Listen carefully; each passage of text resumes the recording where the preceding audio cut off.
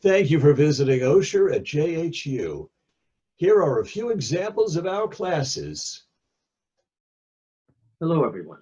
My name is Saul Lilienstein, and the course that I'm going to be teaching this semester is called Mozart and Beethoven, the Essential Masterworks. Now, if someone would ask you, what was going on that was important at the end of the 18th century, beginning of the 19th century? If you ask that question of somebody on the street in Rockville, they might say the formation of the United States, the Constitution, things like that, right? What about the Constitution? The Constitution is constantly in need of amendments and corrections. We're stuck with this, aren't we? That is, all the things that are supposed to work right don't seem to work right. Even an agricultural rhythm of you plant something and then it grows and then you harvest it and then you eat it. So where is there a place where the rhythms are perfect? Where they are perfect. For those of you who've never taken my classes, it's not a time where people sit back and, and here comes the nice music and they're entertained by it. So the music is quite nice. I want to know what it's like to be inside of those beautiful lines. And that's what I try to study for myself and to share with other people. This course, Mozart and Beethoven, is as close as I can get to the most essential ways of discovering that. Thank you. Hi, I'm Stan Levin. This fall, I'm going to be teaching a course called The Wonderful World of William Wyler. Wyler has the distinction of having more Academy Award nominations for Best Director than anyone else. 12, in fact, more than John Ford. And even though Ford won more Oscars, the 3 that Wyler won also won Best Picture, Mrs. Miniver, Best Years of Our Lives, Ben-Hur, and that makes him unique. Nobody else has accomplished that. His career was wide and varied. Wuthering Heights, Jezebel, Roman Holiday, Funny Girl, in addition to the films that I mentioned. And perhaps because he doesn't have a signature touch like Hitchcock, that he was able to do so many different films so well. So the purpose of our course is to go through his career, look at the kind of films he made, what were the times he made them in, and reignite our interest in William Wyler. By the way, a couple of years ago, I did a course on Billy Wilder. Billy Wilder is somebody different than William Wyler. I just want to be clear about that. So I hope you're all doing well. I hope you're safe. And I look forward to seeing you in the fall. Thank you very much.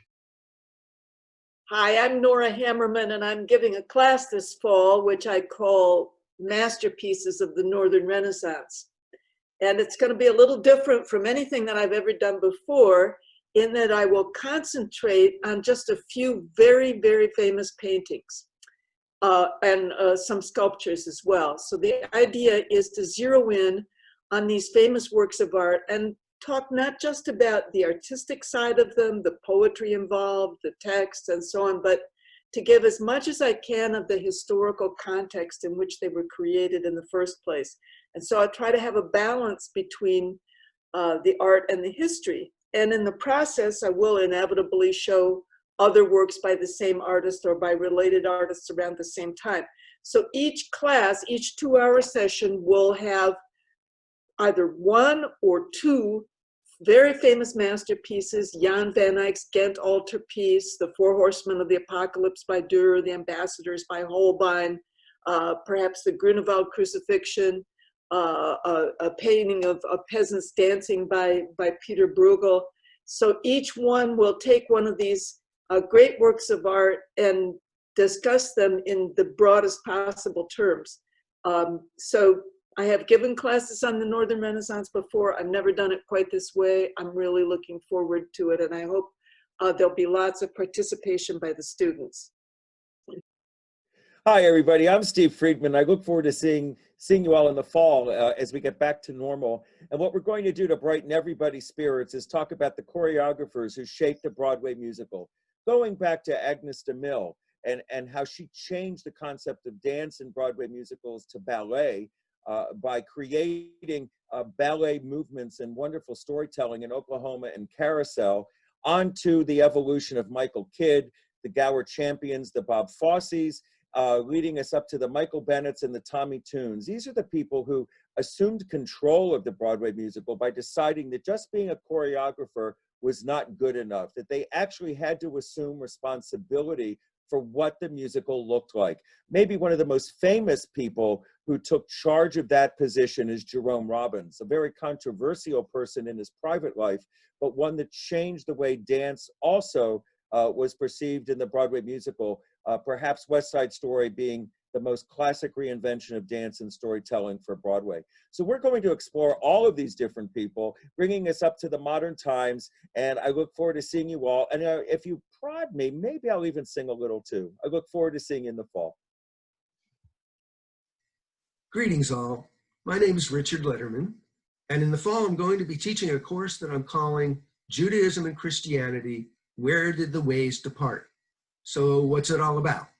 Well, for nearly 2,000 years, the relationship between Judaism and Christianity has been fraught with tension.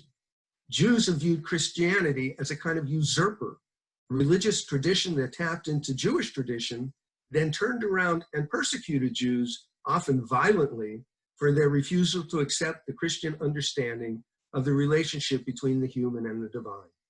Christians saw themselves as the new Israel, and Jews as traitors who killed the divine Christ who came to save them.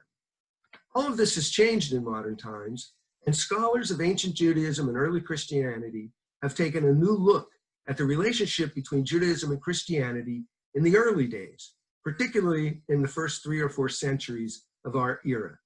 The so-called parting of the ways was not a sudden breach, but a gradual separation. So we'll be looking at Jewish-Christian relations in the New Testament and evidence from archaeology that indicates a greater level of interaction between Jews and Christians in the ancient world, including in such places as Lower Galilee in Israel and the city of Antioch in Syria. Certainly Jews and Christians parted, but it may be instructive to examine exactly why, as a way of avoiding the misconceptions of the past and to create a more congenial and mutually supportive religious environment today. I hope you'll join us. Hi, my name is George Clack. I'm really looking forward to the course I'll be teaching for Osher in the fall, an introduction to creative nonfiction. And we'll be reading and discussing 2 essays each week. And oh, by the way, this is not a writing class. The essay is also a very flexible form with great variety within the genre. Essay collections span everything from personal memoirs that read like stories to op-ed pieces meant to persuade. Finally, I love discovering new writers' fresh voices. Every year, a new edition of the Best American Essays anthology appears with 20 essays, many by young writers I've never heard of. This fall, we'll be using the latest edition, the Best American Essays 2019. This year's guest editor is Rebecca Solnit. She's a former columnist who has written 17 books on subjects like climate change, human rights, feminism, and violence against women. With Rebecca Solnit choosing the essays, the 2019 edition takes a distinct turn toward the revolutionary and political. The book's epigraph is a quote from George Orwell. What I've most wanted to do over the past 10 years is to make political writing into an art. It should be fascinating to see how much art and how much politics we'll be able to find in these essays.